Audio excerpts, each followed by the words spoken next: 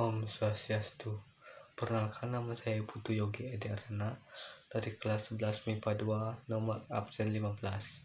Di sini saya akan mempresentasikan mengenai komponen kimiawi penyusun sel.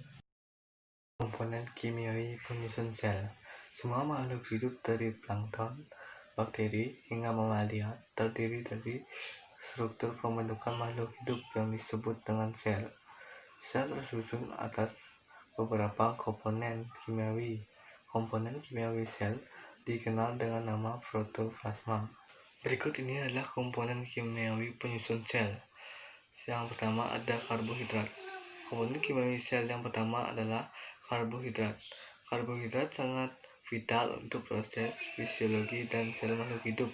Berdasarkan fungsinya, karbohidrat dapat dikelompokkan menjadi karbohidrat sempurna dan karbohidrat rantai panjang. Sedangkan berdasarkan strukturnya, karbohidrat dibagi menjadi molekul digolongkan menjadi dua, yaitu diskarida dan trisakarida. Yang kedua ada lemak. Lemak dibangun oleh gliserol dan asam lemak. Dalam sel hidup, lemak berfungsi sebagai komponen utama membran plasma dan membran hormon. Yang ketiga ada protein.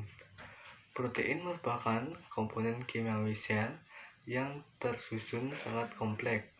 Protein memiliki peran penting, yaitu peran katalitik dan peran mekanik. Yang keempat ada asam nukleat. Komponen kimiawi sel merupakan materi inti. Ada dua macam asam nukleat, yaitu ribonukleat atau RNA dan asam deoksiribonukleat atau DNA.